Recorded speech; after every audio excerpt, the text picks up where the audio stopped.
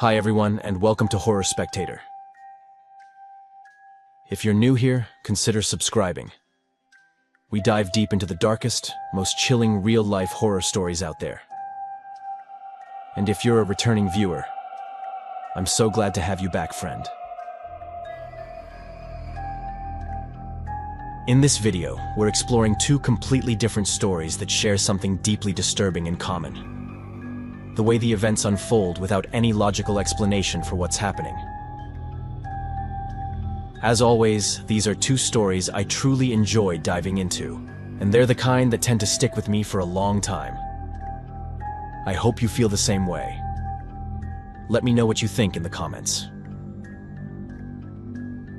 Now, dim the lights, get comfortable, and let's head back into the mountains. And remember, viewer discretion is advised.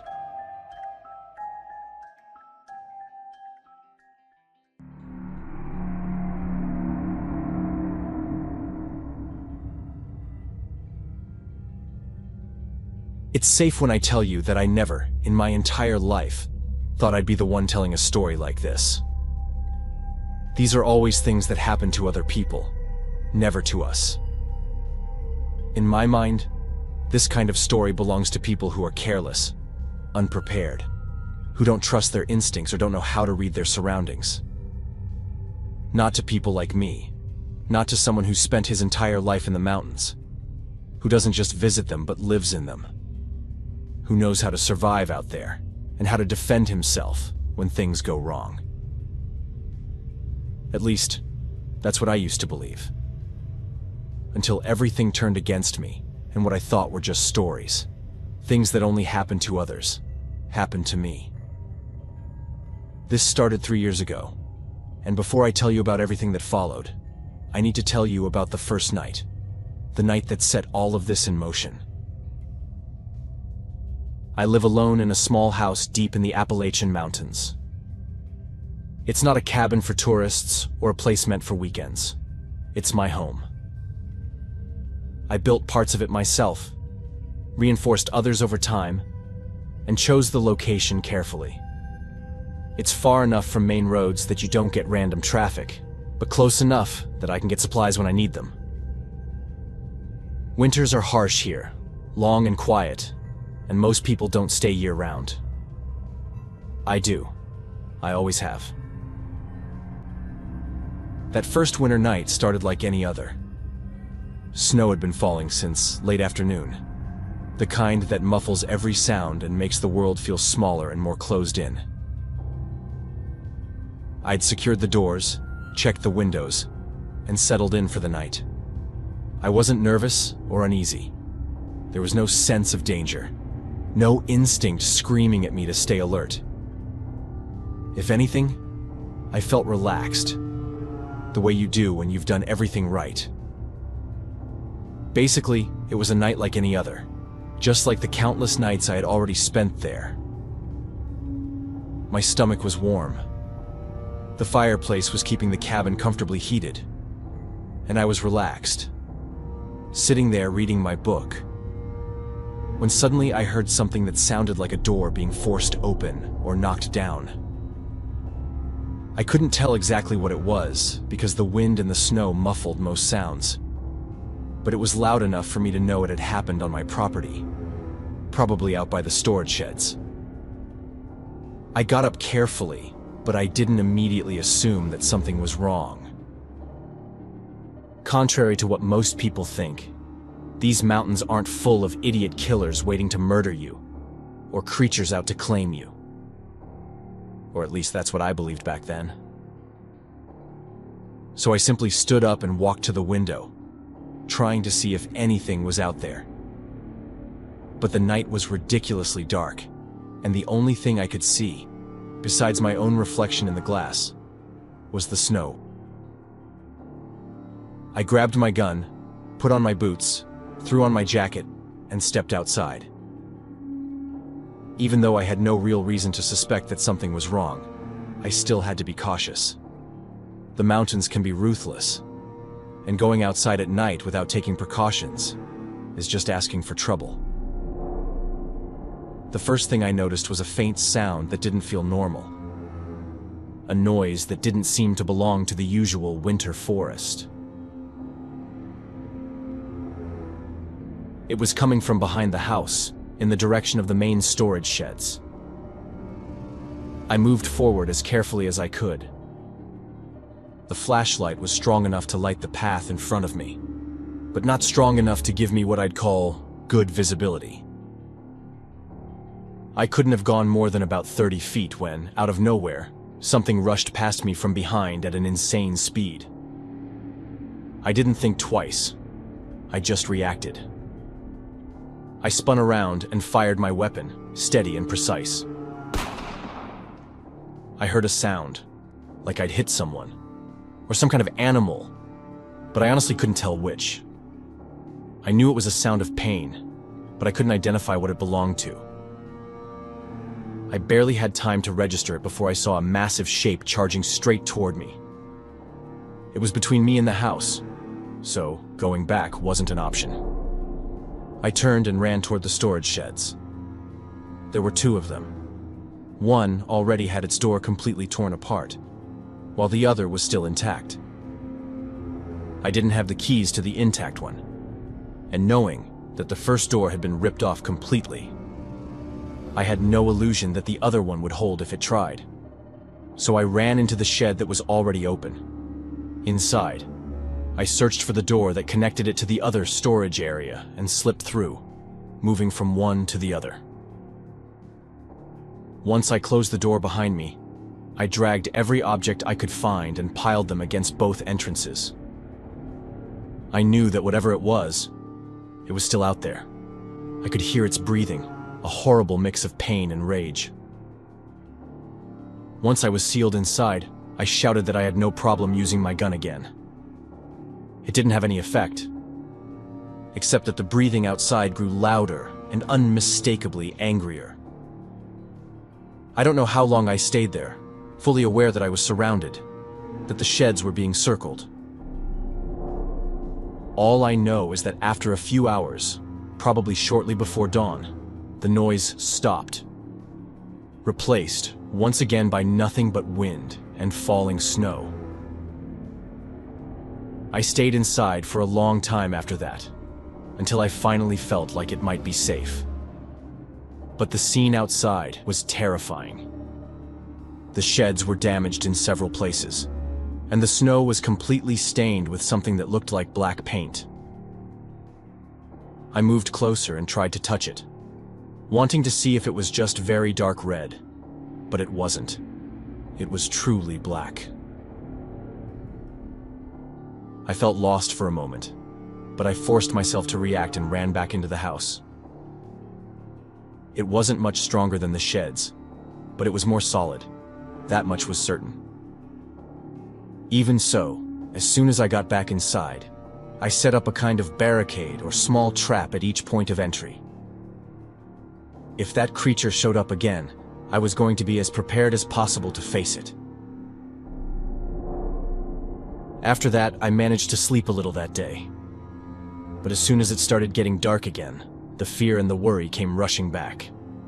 I had no idea whether it would come back or not, but there was a feeling in the air that told me it would. I was restless and scared, mostly because I had absolutely no idea what it could be. I hadn't seen what it looked like. The only things I knew for sure were that it was large, angry, incredibly fast, and that it bled black. Everything else was a blur. I felt certain it couldn't be a person, but it also couldn't be an animal. That realization terrified me. Still, that night passed quietly. Nothing showed up. For 3 days and 3 nights, everything remained silent. I was constantly on edge, trying to catch any sound that felt out of place, but nothing happened. I even started to convince myself that maybe I'd seriously wounded it. Maybe I'd even killed it.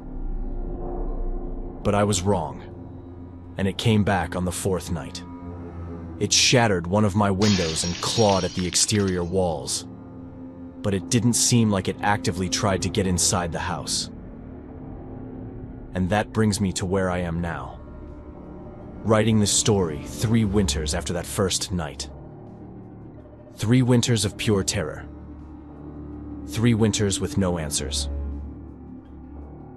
Whatever this thing is, it comes back every winter and destroys parts of my property.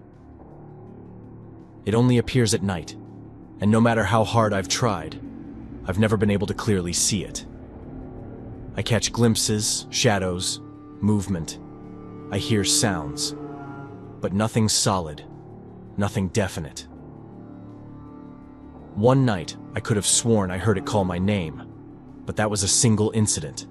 And to this day, I can't tell if it was real or just my imagination breaking under the pressure. Despite tormenting me for 3 winters now, it has never entered my house. That makes me think either it can't or it's afraid to.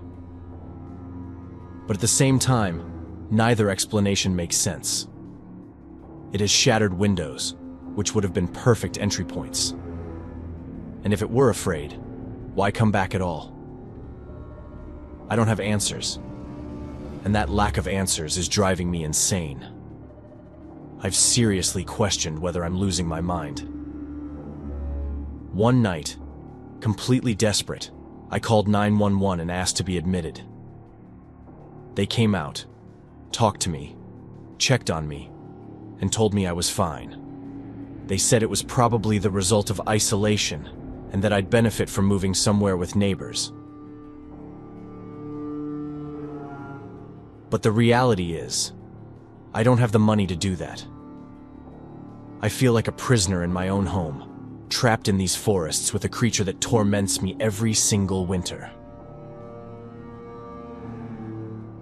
I don't know if I can survive another one without completely losing my mind.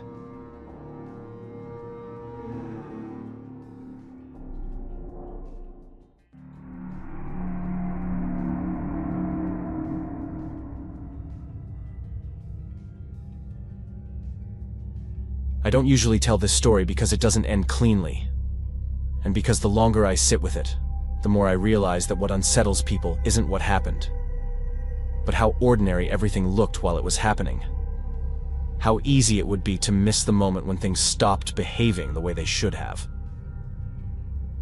This took place in West Virginia, in a part of the state most people only see from the highway, where the mountains look soft and green from a distance but feel older and heavier once you're inside them, and where the land carries layers of use that never really disappear, no matter how much grows over them. I know it sounds ominous when I put it this way, but that's truly what it feels like when you're in these mountains. It's like an emotional weight hanging in the air. And this is the best way I, and millions of other people who live here or pass through, have found to describe it. I was there for work, contracted to catalog structural conditions on abandoned properties tied to old mineral rights, which meant long days alone, walking sites that hadn't been touched in decades, and longer nights staying in a rental house that sat above a shallow valley like it was watching it. Despite being solitary, demanding, and extremely underpaid, in other words, precarious, it's a job I've always loved doing. The house itself was perfectly normal. It wasn't creepy. It wasn't falling apart. And it wasn't especially old or remote. And that's important. Because if it had been run down or miles away from everything else, I would have had an easier time explaining what came later. Instead, it was clean, well-maintained and solid. It felt lived in, practical, and functional. The kind of place built for someone who understands the mountains and plans to stay. The quiet around it didn't feel unnatural or staged. Actually, I felt a huge sense of peace and nostalgia there. I had grown up in a part of the country very similar to it, and even though I wasn't part of the Appalachians, it carried the same meaning. I also liked living in the city now, but those areas had always been special to me. There, I felt at home. The first thing I noticed was that sound behaved strangely inside the house. Not echoing or muffling exactly, but flattening, as if everything I did arrived at my ears already tired. My footsteps didn't carry. The refrigerator hum felt distant even when I stood right next to it. And when I played the radio at night, the music sounded compressed, like it was being gently pressed into the walls instead of filling the room. I also have the habit of talking to myself out loud a lot, probably from years of being isolated, but my voice sounded strange to me, like it didn't fully belong to me. I've thought about how to put this differently, because I know it sounds odd, but I can't find a better way to describe the feeling of not recognizing my own voice. After a few days, I began to lose track of how long I was sitting still. I'd come home in the evenings, make something simple to eat, sit at the small table with the light over the sink on, and then suddenly realize that the food was cold and the room had shifted into the deep, late-night darkness that doesn't happen gradually, but all at once, as if time had quietly stepped over something and forgotten to come back for me. At first, I blamed exhaustion, then routine, then the fact that the mountains mess with your sense of scale and distance. But none of those explanations held up once I started noticing that the clocks in the house never seemed to agree with each other. Just enough to create uncertainty. A few minutes here, 10 minutes there, until I stopped trusting any single reference point and started relying instead on how my body felt, which turned out to be a mistake. One night, while reviewing notes from the day, I noticed a smell that was new. Not rot, not mold, not anything sharp or identifiable, but something dry and mineral, like dust that had been sealed away for a very long time and then disturbed. Once again, this is the best way I have to describe the smell I felt. It wasn't strong, and it didn't come from one direction, but rather from the air itself. And the longer I sat with it, the more it felt like the smell you get on your hands after touching old stone. By this point, that initial nostalgia and the feeling of being at home had completely disappeared. I was starting to suspect that something else was going on, but I had no idea what. Opened all the windows, even at night, but the smell lingered. Over the following nights, the sense of presence grew. Not in the way people usually mean when they say that. Not like being watched, but like sharing space with something that wasn't interested in me at all. Something that existed on a different scale of attention, the way a building exists alongside insects without acknowledging them. Does that make sense to you? It doesn't for me, but yet again, it's the best way to describe how surreal the situation felt. I'd be sitting in the living room and feel a pressure shift, subtle, but undeniable, as though the room had slightly rearranged itself around an absence I couldn't see. At times like this, I would get completely goosebumps, feeling like a jolt of electricity was running through me, as if I'd gotten a small shock, and all the hairs on my body, especially on my arms, stood on end. Then I began finding my notes altered. Not rewritten, not destroyed, just changed in ways that made them less useful. Measurements rounded where they shouldn't be. Descriptions softened. Warnings rephrased into neutral observations. As if someone, or something, had gone through them with the specific intent of making sure nothing I recorded sounded urgent. The most disturbing part was realizing that I remembered writing some of the altered sections, except when I tried to recall doing so, the memory felt thin, like a story I'd been told rather than an action I'd taken. At this point, I seriously thought about leaving the house. I wondered if something might be causing this mental confusion, maybe a plant with some toxin, or even mold. I knew there could be things like that that mess with your mind. and I was convinced that something was making me confused and sick. But I had a job to do, so I kept dragging myself through it, becoming more and more disoriented by all the discrepancies I was noticing around me. The night I finally left started without drama. I was sitting on the floor, leaning against the couch, when I became aware that the house had settled into a stillness so complete that even my breathing felt intrusive. And in that stillness I understood, with a clarity that still makes my chest tighten, that the house wasn't empty, but it also wasn't full in any way that made sense. It felt occupied the way land is occupied, the way a valley holds fog without containing it. And the overwhelming impression was not hostility, but patience. This is actually one of my observations from that time. I always kept a journal, and this is exactly what I wrote in it that night. A sense that I was early, or late, or irrelevant. That was my breaking point. I packed everything up and just left. When I stepped outside, the night air smelled clean again, and the mountains looked exactly as they always had, layered and dark and indifferent. But as I drove away, I realized that I couldn't remember the exact moment I decided to leave, only that staying had stopped being an option.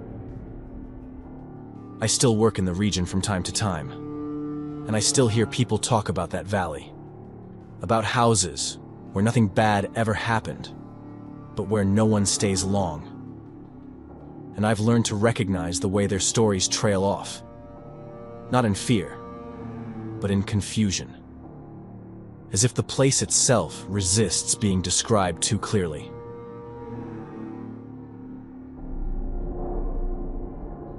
I honestly don't know what happened to me. A lot of people say that area is inhabited by spirits. I never believed in that. And I still prefer to think it was something real, something that affected the air and left me confused. Sometimes, I doubt myself. Especially at night when I get faint sensations like I've gone back in time and I'm still in that house. I feel like I'm not alone. And in those moments, I start to wonder if there really isn't something more in this life that we don't fully understand.